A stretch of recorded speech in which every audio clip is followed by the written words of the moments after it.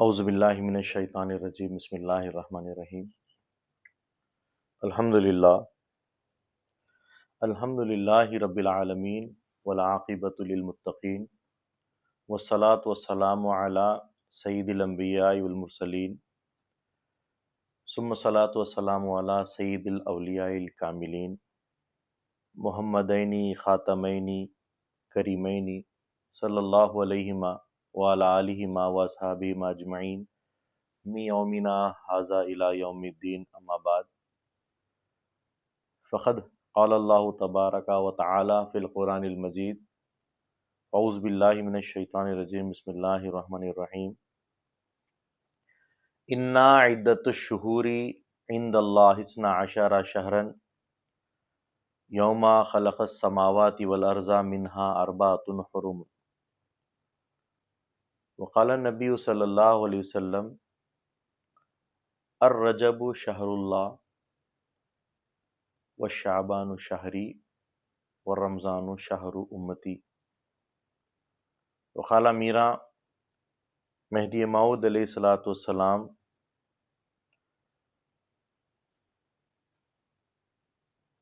بندہ ہیچ مذہب نیا اردیم مذہب ما کتاب اللہ و اتباع محمد رسول اللہ صدق اللہ العظیم و صدق رسولہ النبی الکریم و صدق المہدی الموعود علیہ الصلاۃ والتسلیم۔ ساری تعریف اور توصیف اللہ تعالیٰ کے لیے سزاوار ہے جو رب العالمین ہے۔ درود و سلام ہو خاتمین محمدین کریمین علیہم السلام پر اور آپ دو کی تمام ذریات پر۔ حاضرین مجلس، مصلیان موجود، السلام علیکم ورحمۃ اللہ وبرکاتہ۔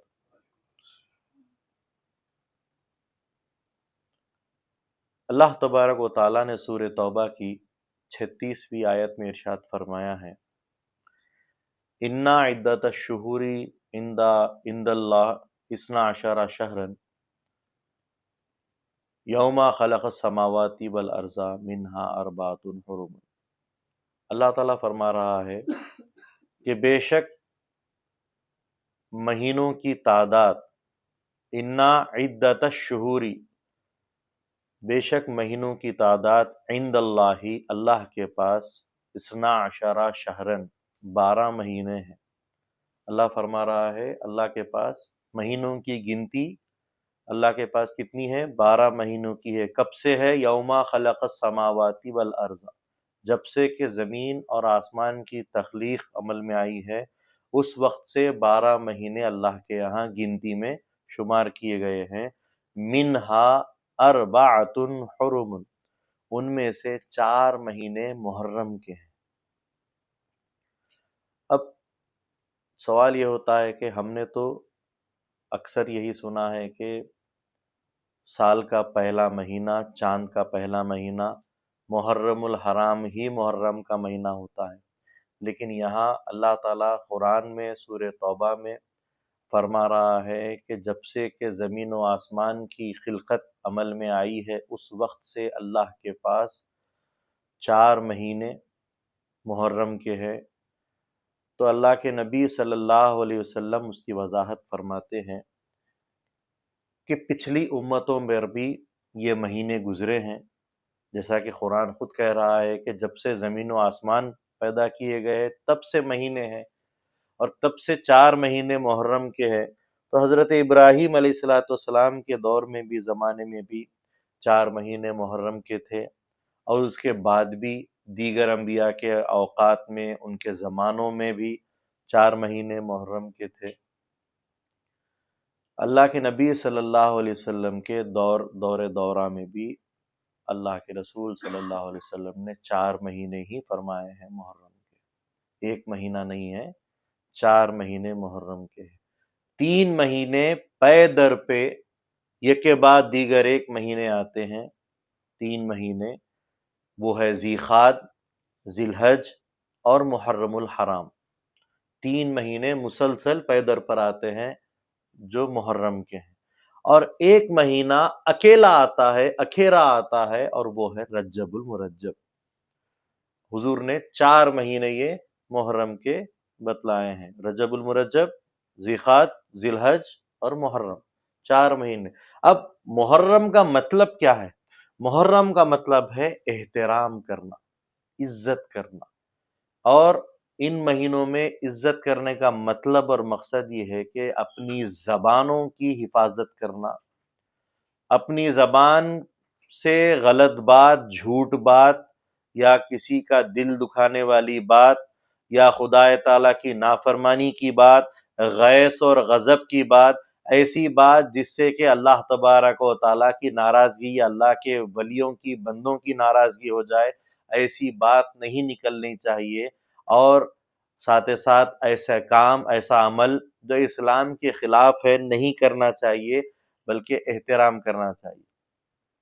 اللہ کے نبی صلی اللہ علیہ وسلم نے تو ان مہینوں میں جنگ کو بھی منع فرمایا ہے، ان مہینوں میں جنگ کرنا منع ہے۔ اگر کوئی جنگ پہ آمادہ ہو جائے، جنگ جیسا کہ ہم اکثر ذہن میں لاتے ہیں، ایک بڑا میدان ہوتا ہے، جنگ ہوتی ہے، وار جیسا ہوتا ہے، ایک طرف کفر ہے، ایک طرف جو ہے سو اسلام ہے، وہ جنگ نہیں، وہ جنگ تو منائی ہے۔ جنگ سے مراد کسی بھی قسم کے جھگڑے کو بھی منع فرمایا ہے۔ اللہ کے نبی صلی اللہ علیہ وسلم نے فرمایا کہ اگر ان مہینوں میں کسی سے جھگڑا ہو جائے، کوئی اگر جو سو مارم پیٹی کی یا پھر کوئی ایسی بات ہو جائے، تو فوراً سے سامنے سے کہہ دو کہ یہ محرم کے مہینے ہیں، ان میں جھگڑا کرنا منع ہے، ان کے اندر احترام۔ اور حضرت عبداللہ ابن عباس رضی اللہ تعالیٰ عنہ فرماتے ہیں کہ ان مہینوں میں اگر کوئی ایک عبادت بھی اگر کوئی کرتا ہے تو اس کی عبادت کا ثواب 70 گنا بڑھا دیا جاتا ہے۔ اگر آپ ایک نماز پڑھتے ہیں حرم کے اندر، مکہ کے اندر، تو ایک نماز 1,00,000 نماز کے درجے کے مطابق بتائی جاتی ہے۔ اور اگر مدینہ منورہ کے احاطے میں، وہاں کے حرم میں پڑھتے ہیں تو ایک نماز 50,000 نمازوں کے مقام پر بتائی جاتی ہے۔ لیکن اگر آپ محرم کے مہینوں میں، احترام والے مہینوں میں اگر آپ عبادت کرتے ہیں تو ایک نماز کا ثواب یا اس کا مقام 70 گنا بڑھا دیا جاتا ہے۔ یہ محرم کے مہینوں کی عزت اور اس کی اہمیت ہے۔ جہاں ثواب بڑھایا جا رہا ہے، وہاں گناہ اگر کریں گے تو بالکل اس کے برعکس گناہ بھی بڑا ملے گا۔ نیک کام کرو گے، ایک نیکی کا بدلہ 70 گنا ہے، تو ایک بدی کا بدلہ بھی 70 گنا بڑھ گیا، یعنی کہ اس میں احترام اور اپنی احتیاط کرنا بے حد ضروری ہے۔ یہ احترام والے مہینے۔ اور رجب کے تعلق سے اللہ کے نبی صلی اللہ علیہ وسلم فرماتے ہیں الرجب شہر اللہ والشعبان شہری والرمضان شہر امتی۔ رجب اللہ کا مہینہ ہے، شعبان میرا مہینہ ہے، اور رمضان میری امت کا مہینہ ہے۔ یہ رسول پاک صلی اللہ علیہ وسلم فرماتے ہیں۔ اگرچہ کہ چاروں مہینے محترم ہیں، احترام والے ہیں، عزت والے ہیں، لیکن خاص رجب کو اللہ کا مہینہ کہہ کر اللہ کے رسول صلی اللہ علیہ وسلم نے خاص کر کے فرمایا ہے کہ رجب اللہ کا مہینہ ہے۔ اللہ کا مہینہ ہے تو بندوں کو بھی اللہ کی طرف رجوع کرنا چاہیے۔ اگر یہ مہینہ اللہ کا ہے تو اس میں اللہ کی صفت اپنانی چاہیے، جیسا کہ رسول پاک صلی اللہ علیہ وسلم فرماتے ہیں حدیث میں تخلقوا باخلاق اللہ تعالی، اپنے اندر اللہ تعالیٰ کے اخلاق، اللہ تعالیٰ کے اوصاف، اللہ تعالیٰ کے جتنے بھی صفات ہیں ان کو اپنے اندر پیدا کرو، اللہ کے رسول صلی اللہ علیہ وسلم نے فرمایا۔ تو اللہ کے مہینے میں اللہ کے صفات کو اپنانا چاہیے، جیسا کہ اللہ تبارک و تعالیٰ رحمان و رحیم ہے، اللہ تبارک و تعالیٰ غفار ہے، ہر ایک کو اوپر رحم کرو، ہر ایک کے اوپر معافی کے حقدار بنو اور ہر ایک کو معاف کیا کرو۔ بڑا وہ ہے جو خطا کا اعتراف کرے، اس سے بڑا وہ ہے جو خطا معاف کرے۔ تو ہر ایک کو عفو اور درگزر کا مادہ پیدا کرو، کیونکہ اللہ تعالیٰ غفار ہے، اللہ تعالیٰ ستار ہے، تو تم بھی لوگوں کی عیبوں کو اوپر پردہ ڈالو، اللہ کی صفات کو اپناؤ۔ اللہ تبارک و تعالیٰ جو سو ذاکر ہے تو تم بھی ذاکر بن جاؤ، اللہ تبارک و تعالیٰ احد ہے تو تم بھی اپنے آپ کو تنہائیوں میں عزلۃ عن الخلق میں بٹھا کر اللہ کی عبادت کرو۔ اللہ کے اخلاق کو اپنانا، اللہ کے صفات کو اپنانا ہے۔ اور اسی طریقے سے اللہ تبارک و تعالی ہمیشہ حاضر ہوتا ہے، تو تم بھی اللہ کی طرف ہمیشہ حاضر ہونے کی کوشش کرو۔ اللہ تبارک و تعالی کچھ کھاتا پیتا نہیں ہے، تو تم بھی کچھ کھایا پیا نہ کرو۔ ہم سمجھتے ہیں رمضان آتا ہے تو روزے رکھتے ہیں، لیکن اللہ کے نبی صلی اللہ علیہ وسلم رجب میں بھی روزے رہا کرتے تھے، شعبان میں بھی روزے رہا کرتے تھے، اور رمضان کے بھی روزے رہا کرتے تھے۔ جب شعبان کے روزے رہتے تھے تو صحابہ نے پوچھا، یا رسول اللہ، شعبان کے روزے تو فرض نہیں ہے، آپ کیوں رکھتے ہیں؟ کہا کہ تم رمضان کے روزے کیوں رکھتے ہو؟ کہا کہ آپ نے فرمایا کہ وہ ہمارا مہینہ ہے۔ کہا کہ جب تمہارا مہینہ آتا ہے تو تم روزے رکھتے ہو، جب میرا مہینہ آتا ہے تو میں روزے کیوں نہ رکھوں؟ تو روایت بتاتی ہے کہ پورا مہینہ اللہ کے نبی صلی اللہ علیہ وسلم روزے رکھتے تھے، اور رمضان چونکہ فرض روزے ہے وہ تو ہر کوئی رکھنا ہے، ہر مسلمان رکھنا ہے، ہر مسلمان روزے رکھتا تھا، اور حضور بھی روزے رکھتے تھے۔ لیکن ہمارے جو بزرگان دین گزرے ہیں، جو مہدوی بزرگوں کے اکابر گزرے ہیں، ان کا یہ طریق رہا ہے کہ وہ رجب اور شعبان کے دونوں مہینے روزے رکھتے تھے، اور اکثر بزرگوں نے 60 کی نیت کر کے روزے رکھی ہے۔ رجب اور شعبان 60 کی نیت سے 60 روزے پورے 2 مہینے روزے رکھتے، اس کے بعد فرض روزے رکھتے تھے۔ یہ ہمارے بزرگوں کا طریق بھی رہا ہے۔ اور روزے رکھنے کے تعلق سے، رجب کے تعلق سے، اللہ کے نبی صلی اللہ علیہ وسلم فرماتے ہیں رجب کا مطلب ہوتا ہے احترام کرنا، عظمت بجا لانا، اور اس کا احترام یہ ہے کہ اس مہینے میں روزہ رکھو۔ حضرت انس بن مالک رضی اللہ تعالیٰ عنہ فرماتے ہیں کہ حضور نے فرمایا کہ جو کوئی رجب کا روزہ رکھتا ہے تو اللہ تبارک و تعالیٰ اس کو 300 گنا بڑھ کر اجر دیتا ہے۔ حضور فرماتے ہیں صلی اللہ علیہ وسلم کہ اگر کسی نے رجب کے اندر 3 روزے رکھے تو 900 روزے رکھنے کا ثواب اس کو ملتا ہے۔ اور بولے اگر میں جھوٹ بولوں تو مجھے اپنا ٹھکانہ جہنم میں بنا دو۔ حضرت انس بن مالک زور ڈالتے ہوئے اس بات پر فرماتے ہیں اگر میری زبان سے جھوٹ نکلے تو مجھے دوزخ کے اندر ڈال دو، دوزخ میں میرا ٹھکانہ کر دو، کیونکہ میں نے اللہ کے رسول صلی اللہ علیہ وسلم کو فرماتے ہوئے سنا ہے کہ رجب کے روزے رہا کرو، کیونکہ یہ اللہ کا مہینہ ہے، اور اس میں ایک بڑی رات دی گئی ہے جو شب معراج کی رات ہے، اور اس رات میں اللہ تبارک و تعالیٰ کا دیدار، اللہ تعالیٰ کا وصل حاصل ہوا ہے، تو اس کے شکر میں روزہ رکھو۔ یہ مہینہ بڑا متبرک ہے کیونکہ اس میں اللہ تعالیٰ کا ایک ولی کامل حضرت علی رضی اللہ تعالیٰ عنہ کی پیدائش 13 رجب کو ہوئی ہے، تو یہ اس لیے بھی احترام والا ہے کہ اس میں جیسے اللہ تبارک و تعالیٰ کا ایک مقرب بندہ بھی پیدا کیا گیا ہے، اس میں روزے رکھا کرو بول کے فرمایا گیا ہے۔ اسی طریقے سے اللہ کے رسول صلی اللہ علیہ وسلم فرماتے ہیں کہ رجب کا مطلب کیا ہے؟ رے، جیم، اور اس کے بیچ میں جو آتا ہے، اس کے آخر میں جو آتا ہے با، رجب، تو رے کا مطلب ہوتا ہے اللہ کی رحمت، اور جیم کا مطلب ہوتا ہے جرائم، بندوں کے جرائم، اور بے کا مطلب ہوتا ہے بر، نیکی، یعنی کہ اللہ تبارک و تعالی اپنی رحمت اور اپنی بر، نیکی کے درمیان بندوں کے گناہوں کو معاف کر دیتا ہے، پاک کر دیتا ہے۔ لیکن یہ گناہ پاک کب ہوتے ہیں؟ جب ہم اللہ کی طرف رجوع کرتے ہیں، اللہ کی طرف رغبت کرتے ہیں، اور وہ رغبت کرنا یہی ہے کہ ہم روزہ رکھا کریں۔ روزہ رکھنے سے ہی انسان اللہ کی طرف راغب رہتا ہے۔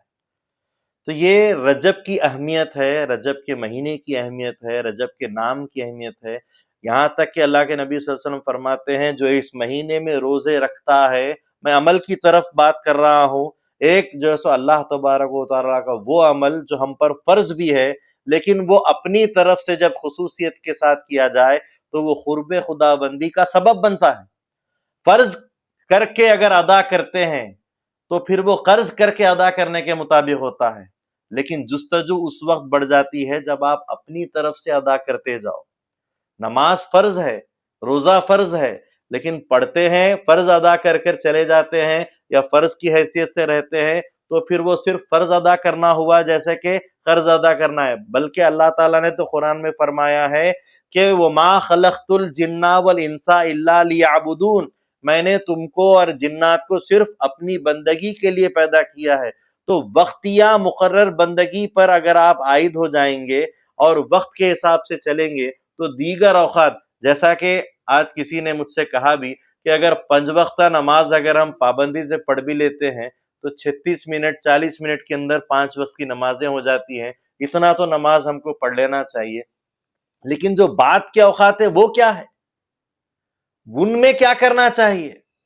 ہمارا تو جینا مرنا اٹھنا بیٹھنا سونا جاگنا سب عبادت ہونی چاہیے، جیسا کہ خود قرآن کہتا ہے مہدوی کی ہر بات قرآن سے ہوتی ہے۔ اسی لیے تو مہدی موعود علیہ السلام نے ارشاد فرمایا بندہ ہیچ مذہب نیا وردے، بندہ کوئی نیا مذہب نہیں لایا ہے، مذہب ما کتاب اللہ و اتباع محمد رسول اللہ، بندے کا مذہب اللہ کی کتاب ہے اور رسول اللہ علیہ وسلم کی پیروی ہے۔ اسی کتاب میں اللہ تعالیٰ فرما رہا ہے ان صلاتی و نسکی و محیایا و مماتی للہ رب العالمین، میری نماز، میرا جو سو جینا، میرا مرنا، میری قربانی، ہر چیز اللہ کے لیے۔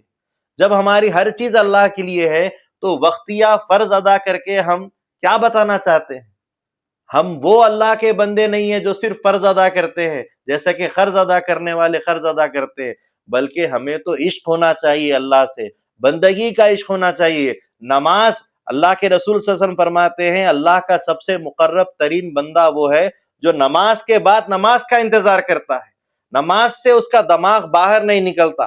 اللہ کا مقرب وہ بندہ ہوتا ہے جو دن میں بھی قیام کرتا ہے اور رات میں بھی قیام کرتا ہے۔ اللہ کا مقرب بندہ وہ ہوتا ہے جس کی آنکھیں دن میں بھی خدا کے لیے جاگتی ہیں اور رات میں بھی اللہ کے لیے اللہ کی تڑپ میں جاگتی ہیں۔ وہ آنکھیں اللہ تعالیٰ کو پسند ہے، وہ بندگی اللہ کو پسند ہے، وہ قیام اللہ کو پسند ہے، تو وہ بندے بننا چاہیے، نہ کہ صرف وقتیہ۔ تو اسی طریقے سے رجب کا مہینہ وہ مہینہ ہے کہ اگر آپ اس میں روزے رکھتے ہیں، اگر جو سو فرائض کے علاوہ بھی ان کو اگر ادا کرتے ہیں، ان روزوں کو جو سو عمل کرتے ہیں، تو اللہ تعالیٰ فرماتا ہے، اللہ کے رسول صلی اللہ علیہ وسلم فرماتے ہیں کہ اللہ تعالیٰ جنت میں ایک نہر رکھا ہے، اس نہر کا نام بھی رجب ہے، اور وہ نہر دودھ سے زیادہ سفید، شہد سے زیادہ میٹھی اور برف سے زیادہ ٹھنڈی ہے، اور اس نہر کا پانی صرف وہی پیئیں گے جو رجب کے مہینے میں روزہ رکھتے ہیں۔ بہرحال سارا لب لباب گھوم کر ہمارا یہی آ رہا ہے کہ ہمارا مذہب عمل کی طرف بتاتا ہے، مہدی موعود علیہ السلام کی ہر بات عمل کی طرف آتی ہے، ہر فرمان عمل کی طرف آتا ہے، قرآن بھی عمل کو بتاتا ہے۔ فرماتا ہے قرآن کہ تمام کے تمام انسان خسارے میں ہیں، ان الانسان لفی خسر الا الذین آمنوا وعملوا الصالحات، کے سوائے ان لوگوں کے جو نیک ایمان لائے اور نیک عمل کیے۔ تو ہمارا دار و مدار ایمان پر ہے، تو پھر ایمان کے ساتھ لازم و ملزوم ہے عمل۔ ایمان ہے عمل نہیں ہے تو بھی خسارے میں ہے، عمل ہے اور ایمان نہیں ہے تو بھی خسارے میں ہے، دونوں لازم و ملزوم ہے، دونوں ہونے چاہیے۔ جس کے پاس دو ہوتے ہیں وہی اللہ کے پاس مقبول ہے، وہی رسول اللہ کے پاس مقبول ہے، وہی مہدی موعود علیہ السلام کے پاس بھی مقبول ہے۔ آج جیسا کہ امام موسیٰ کاظم رحمت اللہ علیہ کا عرس مبارک بھی ہے، آپ کی شہادت عمل میں آئی ہے۔ کون ہے امام موسیٰ کاظم؟ حضرت امام حسین رضی اللہ تعالیٰ عنہ کے پوترے کے فرزند پر پوتے، وہ امام حسین رضی اللہ تعالیٰ عنہ جنہوں نے صرف قرآن کی حفاظت کے لیے اپنی جان دی، اسلام کی حفاظت کے لیے اپنی جان دی، اسلام اور قرآن کی بقا کے لیے اور اس کے قرآن اور قوانین کے لیے، شریعت کے لیے آپ نے جو سو اپنے آپ کو جو سو اپنے گھر والوں کے ساتھ، اپنے بال بچوں کے ساتھ، اپنے صحابہ کے ساتھ، تمام کے ساتھ جو سو اپنی جانے جانا دے دی، لیکن اسلام اور شریعت کو گرنے نہیں دیا، غیر کے ہاتھ پہ، کفر کے ہاتھ پر بیعت نہیں کی۔ حضرت معین الدین چشتی علیہ رحمہ فرماتے ہیں، خواجہ اجمیری، شاہ است حسین، بادشاہ است حسین، دین است حسین، دی پناہ است حسین، سرداد نداد دست در دست یزید، حقا بنا لا الہ است حسین۔ یعنی کہ حسین بادشاہ ہیں، حسین بادشاہوں کے بادشاہ ہیں، اور انہوں نے یزید کے ہاتھ پر ہاتھ نہیں دیا، یہاں تک کہ اپنا سر خدا کی راہ میں دے دیا، لیکن اسلام کو جھکنے نہیں دیا۔ وہ امام حسین کا جو سو تذکرہ ہے وہ امام حسین رضی اللہ تعالیٰ عنہ میدان کربلا میں بھی نماز پڑھے ہیں، کیونکہ انہوں نے اپنے نانا جان سے نماز سیکھی۔ حضرت رسول پاک صلی اللہ علیہ وسلم چاہے وہ مکہ کا حرم ہو یا مدینے کا حرم ہو، آپ ہمیشہ نماز کی فکر میں رہا کرتے تھے۔ کبھی جماعت کے ساتھ نماز پڑھتے، کبھی مسجد کے اندر جماعت کر کے نماز پڑھتے، کبھی پہاڑوں میں نماز پڑھتے، کبھی آپ جو ہے سو جنگل کے میدانوں میں نماز پڑھتے، کبھی غار ہرا میں اللہ کی عبادت کرتے، کبھی غار ثور میں عبادت کرتے، کبھی کھا پی کر عبادت کرتے، کبھی فاقوں میں عبادت کرتے، کبھی پتھر پر پیٹ کے اوپر جیسے پتھر باندھ کر عبادت کرتے، اور کبھی جو ہے سو شکم سیر ہو کے صحابہ کے ساتھ عبادت کرتے، لیکن آپ نے نماز جیسی عظیم چیز کو نہیں چھوڑا۔ وہی تعلیم حضرت مولا علی مشکل کشا شیر خدا رضی اللہ تعالیٰ عنہ کو حاصل ہوئی۔ 9 سال کے آپ تھے، اور اس عمر میں آپ نے پہلی چیز رسول پاک صلی اللہ علیہ وسلم کو نماز پڑھتے ہوئے دیکھا۔ پوچھا کہ آپ کیا کرتے ہیں؟ کہا کہ میں اللہ کی بندگی کرتا ہوں۔ ہمیں بھی سکھائیے وہ کام جو آپ کرتے ہیں، ہمیں بھی سکھائیے۔ پہلی چیز جو انہوں نے سیکھی رسول پاک صلی اللہ علیہ وسلم کے پاس وہ نماز تھی۔ ایمان کے ساتھ پہلے نماز، عبادت کو آپ نے سیکھا۔ وہی نماز مولا علی سے حضرت امام حسین نے سیکھی کہ آپ نے جو سو حجر میں، سفر میں، یہاں تک کہ میدان کربلا میں جنگ کے عالم میں بھی آپ نے نماز نہیں چھوڑی، اور حالت نماز کے اندر ہی جو سو آپ کو شہید کیا گیا۔ اسی طریقے سے وہی ترتیب حضرت امام زین العابدین جو آپ کے فرزند، جن کو جو سو اللہ کی جانب سے حیات تھی، وہ بچ گئے، بچا لیے گئے، ان کے پاس بھی نماز جیسی چیز کی اہمیت تھی۔ جب نماز پڑھنے کے لیے آپ کھڑے ہوئے تو اچانک آپ کے گھر کو، خیمے کو آگ لگ گئی۔ خیمہ جل رہا تھا، لیکن اس کے باوجود حضرت امام زین العابدین رضی اللہ تعالیٰ عنہ نماز پڑھتے رہے۔ نماز سے فارغ ہوئے، لوگوں نے پانی بجھایا، آوازیں دی، اس کے بعد کہا کہ کیا آپ کو خبر نہیں کہ آپ کا گھر جل رہا تھا؟ کہا کہ تم کو اس گھر کی پڑی ہے جو اس گھر میں آگ لگی ہے، جو اللہ کی عشق کی آگ لگی ہے، اس عشق کی آگ سے میں جہنم کی آگ بجھا رہا تھا۔ میں اس وقت دوزخ کی آگ کی فکر کر رہا تھا، تم تو دنیا کی آگ کی فکر کر رہے ہو، جو دوزخ کے ہزار ہزار ہزار حصوں میں سے بھی ایک قطرہ آگ ہے، دنیا کی آگ، اور میں اس آخرت کے اندر کی آگ کی فکر کر رہا تھا۔ جیسا کہ بندگی میاں شاہ دلاور رضی اللہ تعالیٰ عنہ فرماتے ہیں کہ 3 آگ ہے، ایک آگ اللہ کی عشق کی آگ ہے، اس میں جلنا چاہیے مومن کو، ایک آگ فاقے کی آگ ہے، اس میں جلنا چاہیے مومن کو، اور ایک آگ کفار کی تلوار کی آگ ہے کہ ان کے ذریعے سے مر جانا چاہیے مومن کو۔ اگر مومن ان 3 آگوں میں نہیں جلتا ہے تو پھر وہ دوزخ کی آگ میں جلنے کے لیے تیار ہے۔ تو وہ نماز بزرگوں نے پڑھی ہے کہ جو سو آگ دنیا کی کوئی فکر نہیں، کوئی اپنی جان کی فکر نہیں، اپنے گھر کی فکر نہیں، اللہ کی بندگی اور عبادت کی فکر کی۔ انہی کے فرزند تھے حضرت امام محمد باقر، اور ان کے فرزند تھے امام جعفر صادق، اور ان کے فرزند تھے حضرت امام موسیٰ کاظم علیہ رحمہ۔ یہ تمام شہید کیے گئے ہیں۔ امام جعفر صادق کو بھی شہید کیا گیا، امام موسیٰ کاظم کو بھی شہید کیا گیا۔ جب پیدا ہوئے تو اتنے خوبصورت پیدا ہوئے آپ کہ آپ کو ابو الحسن کہا جاتا تھا محبت سے، اور آپ کی یہ کنیت تھی، اور آپ کا لقب کاظم تھا کہ آپ ہر غیظ، غصے کو، ہر چیز کو پی لیا کرتے تھے۔ حلم اور بردباری آپ کے اندر تھی۔ آپ اتنے خوبصورت تھے کہ لوگ آپ کو دیکھ کر اللہ کو جو سو یاد کیا کرتے تھے، کیونکہ اللہ والوں کو دیکھ کر اللہ یاد آتا ہے۔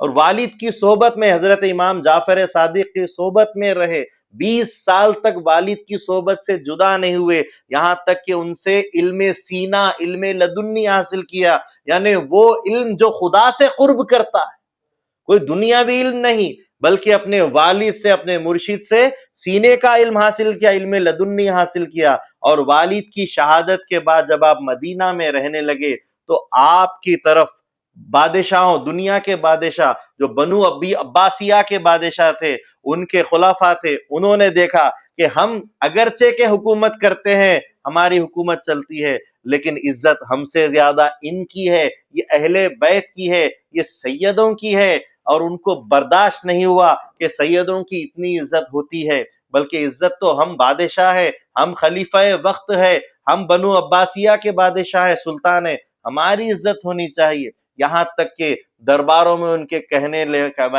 لگے کہ حکومت بھلے ہی آپ کی یہاں ہوتی ہے لیکن مکہ کے اندر حکومت حضرت امام موسیٰ کاظم کی ہوتی ہے، یعنی کہ ان کی حکومت سے زیادہ حکومت ان کی بڑی ہے بتایا جا رہا ہے، کیونکہ وہ اہل بیت اطہار سادات کے سرداری رکھتے ہیں، اور وہ حضرت امام حسین رضی اللہ تعالیٰ عنہ کا جو اولاد کا شرف حاصل رکھتے ہیں، اور وہ عمل رکھتے ہیں کہ جس کے ذریعے سے دین پھیلا ہے۔ روایتوں میں بتایا جاتا ہے امام موسیٰ کاظم علیہ رحمہ دین کا مدرسہ چلاتے تھے، کئیوں کو تعلیم دیتے تھے، زبردست مدرسہ آپ کے پاس رہتا تھا، تو اس دین کی تبلیغ کے اوپر بھی ان کو تکلیف ہوتی تھی۔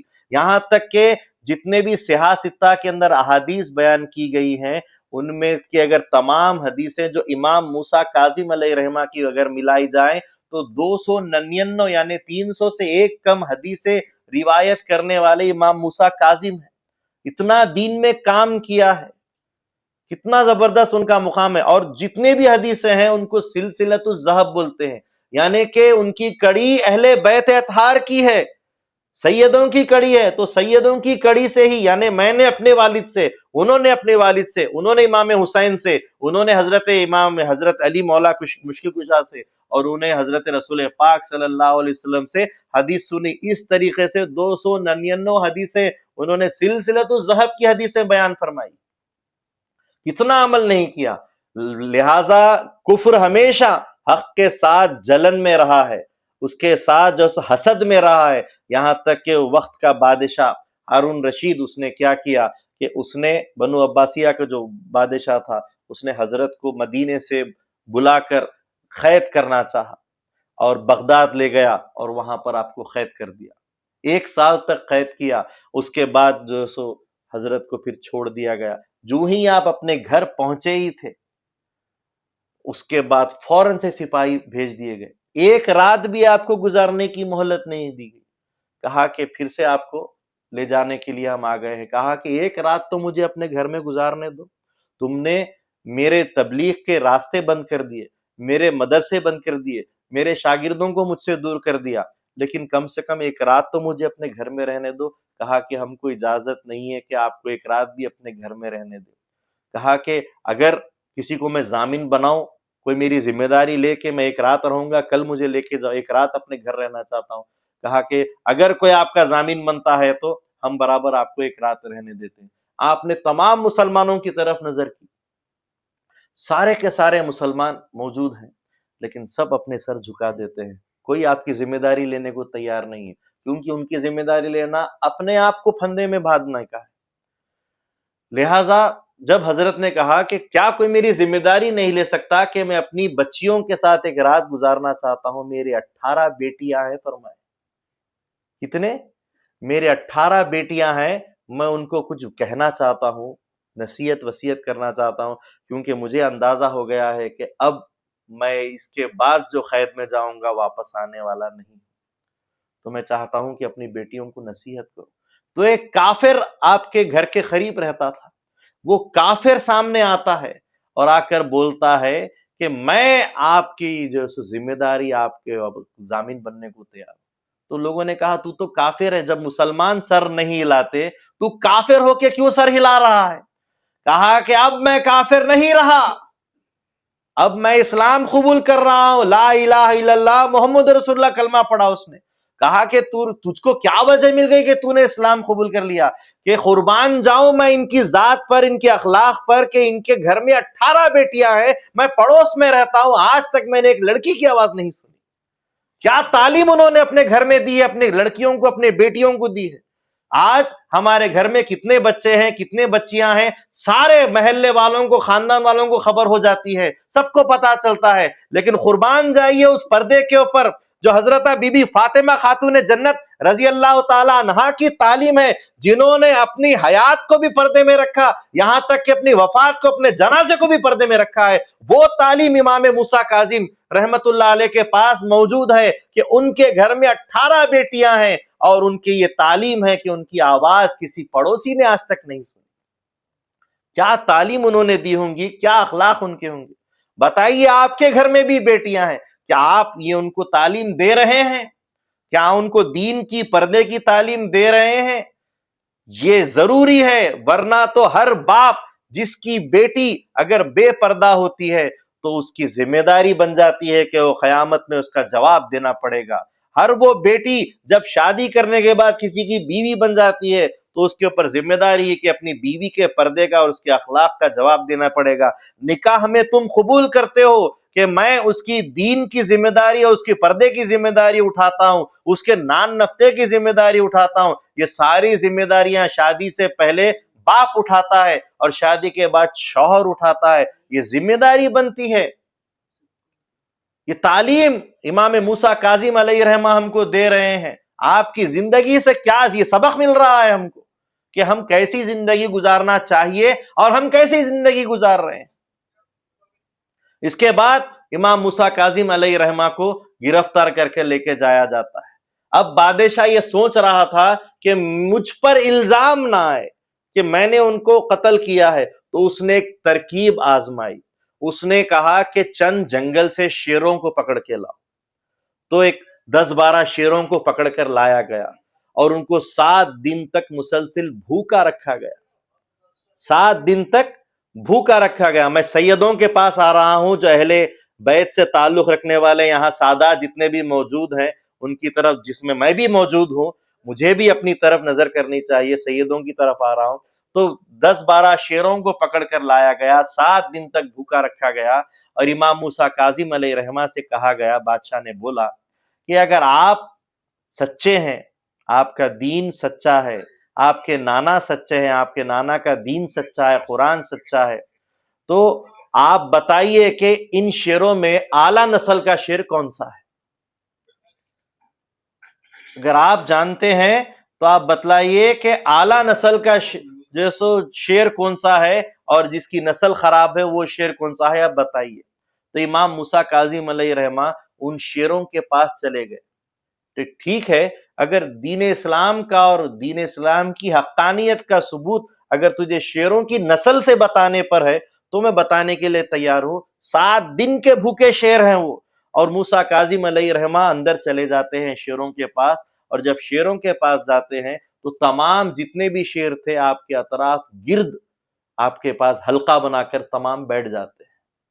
امام موسیٰ کاظم علیہ الرحمہ فرماتے ہیں کہ اے بادشاہ وقت، جان لے کہ یہ سارے کے سارے شیر اعلیٰ نسل کے ہیں۔ کہا کہ آپ کو کیسے پتا؟ آپ کو کیسے؟ کہا کہ جس نے سید کی تعظیم کی وہ اعلیٰ نسل کا ہی ہوتا ہے۔ تیرے پاس سید کی تعظیم نہیں ہے، تو اعلیٰ نسل کا نہیں ہو سکتا۔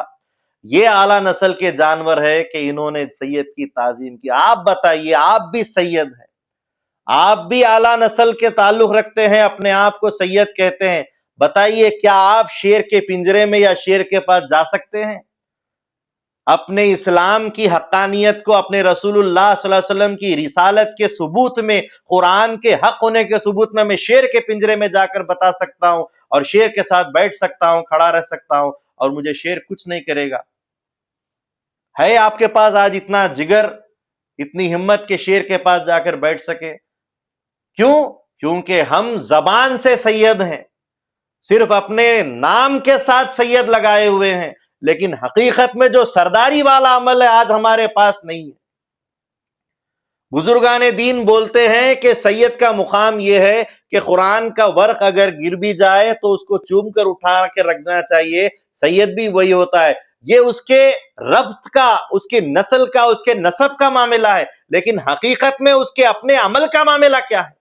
کیونکہ امامنا مہدی موعود علیہ السلام نیا دین نہیں لائے ہیں، فرمایا وہی دین ہے جو رسول اللہ نے بتایا ہے، وہی چیز ہے جو قرآن نے بتایا۔ مہدی موعود علیہ السلام کیا تعلیم دے رہے ہیں کہ اگر تم قیامت میں جب اللہ کے پاس جاؤ تو اللہ تعالیٰ تم سے یہ نہ پوچھے گا، ہرگز یہ نہیں پوچھے گا کہ تم پسر احمد ہو یا پسر محمد ہو، محمد کے بیٹے ہو یا احمد کے بیٹو، نہیں پوچھے گا، بلکہ عمل با محبت پوچھے گا، تم سے محبت سے کیا ہوا عمل پوچھے گا، فرائض نہیں، جو قرضوں کی طرح عطا کر دی جاتی ہے. رمضان کے روزے رکھتے ہیں فرض کی طرح اور پورے دن بھر کھاتے پیتے رہتے ہیں. روزے کے اندر کھانے کا خیال چلتا ہے اور کھانے کے وقت بھی کھانے کا خیال چلتا ہے، جبکہ روزے میں صرف اور صرف اللہ کا خیال ہونا چاہیے اور کھانے کے وقت بھی اللہ کا خیال ہونا چاہیے، کیونکہ جو کھانا کھایا جاتا ہے اس سے جو طاقت ہوتی ہے، ایک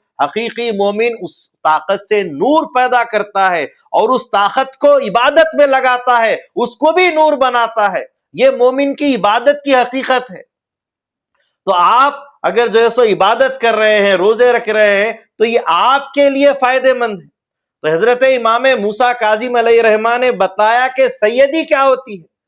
آپ اگر سید ہیں تو حق سید ہو کر بتائیں، مگر نہیں کر سکتے کیونکہ ہم ہمارے اعمال سے کوتاہ ہیں، ہمارے اعمال میں کوتاہی ہے. تو اللہ کے خلیفہ مہدی موعود علیہ السلام فرما رہے ہیں کہ نہ پسر احمد کو پوچھا جائے گا، نہ پسر محمد کو پوچھا جائے گا، عمل با محبت کو پوچھا جائے گا. وہ عمل جو محبت سے کیا گیا ہے، جس عمل کے اندر محبت ہے، فرائض کے علاوہ بھی عمل کیا گیا ہے اور اس عمل پر عمل پیرا ہونے کی طرف ہمیشہ توجہ خدا کی طرف کی گئی ہے، ویسے عمل کو ہی اللہ تبارک و تعالیٰ پوچھے گا. یہی مہدی موعود علیہ السلام کی تعلیم رہی ہے. امامنا مہدی موعود علیہ السلام نے فرمایا کہ اگر کچھ صحابہ تھے، مہدی موعود علیہ السلام کے زمانے میں صحابہ تھے، کہا کہ میرا جی آپ کا لباس چاہیے، آپ کا پیرہن، آپ کا کرتا چاہیے. کچھ نے کہا میرا جی آپ کی جوتیاں چاہیے. کہا کہ کیوں؟ کہا کہ تبرک بنا کے رکھتے ہیں، اس سے برکتیں حاصل کرتے ہیں. کہا کہ جو چیز ہے لو، استعمال کرو، ختم کرو، اور یقین جانو کہ یہ تبرک تمہارے کوئی کام آنے والا نہیں ہے قیامت میں. اگر یہ تبرکات جو کپڑا یا جوتی مانگ رہے ہو، اس کے علاوہ بندے کی کھال بھی اوڑھ کر اگر بیٹھ جاؤ گے، قیامت میں اللہ تعالیٰ اس کھال میں سے بھی تم کو نکالے گا اور تم سے تمہارا حساب پوچھے گا. تو یہ مقام ہمارے عمل کا، یہ بزرگوں کی تاریخ، ان بزرگوں کی جو ہے سو تمام کی سیرت ہم کو یہی بتا رہی ہے، سبق دے رہی ہے کہ ہم باعمل کیوں نہیں ہیں، ہمارے پاس عمل کا تعلق کیوں نہیں ہے، ہمارے پاس عمل کا فقدان کیوں ہے. اس کی وجہ انشاءاللہ تعالیٰ کل میں اس کے اوپر پھر آگے انشاءاللہ تذکرہ کروں گا. تو بہرحال حضرت امام موسیٰ کاظم علیہ الرحمہ اسی میں تھے کہ آپ ہمیشہ باعمل رہے ہیں اور آپ کے عمل کی وجہ سے آپ کی تعظیم ہوئی ہے. آپ نے رجب جیسے مہینے کی تعظیم کی ہے. آپ کے گھر والوں کے تعلق سے بتایا جاتا ہے کہ رجب کے پورے مہینے میں عبادت کیا کرتے تھے، دن میں روزے رکھا کرتے تھے، رات کو قیام کرتے تھے. اور جب ان کی وفات ہوئی ان کے گھر والوں کی، تو ان کی تدفین کی گئی تو قبر میں ان کی لاش نہیں ملی. تو غیب سے آواز آئی، جب ڈھونڈنے والے ڈھونڈے تو کہا کہ جو رجب کی عبادت کرتا ہے اللہ تعالیٰ ان کو اپنے قریب رکھتا ہے، کیونکہ رجب اللہ کا مہینہ ہے تو وہ بندہ بھی اللہ کے پاس مقرب ہو جاتا ہے. یہ عمل سے تعلق رکھنے والا مہینہ ہے، یہ روزوں سے پہل کرنے والا مہینہ ہے، یہ عبادتوں کی شروعات کرنے والا مہینہ ہے، یہ اللہ سے قریب کرنے والا مہینہ ہے، یہ اللہ کا مہینہ ہے. تو اس کو قدر جانتے ہوئے روزے رکھنے کی کوشش کیجیے. رمضان کے روزے فرض ہیں، وہ تو فرض ہیں، لیکن یہی روزے رکھنے کی کوشش ہم کو کرنا چاہیے. میں اللہ سے دعا کرتا ہوں کہ اللہ تبارک و تعالیٰ بولنے سننے سے زیادہ ہم کو عمل کی توفیق عطا فرما.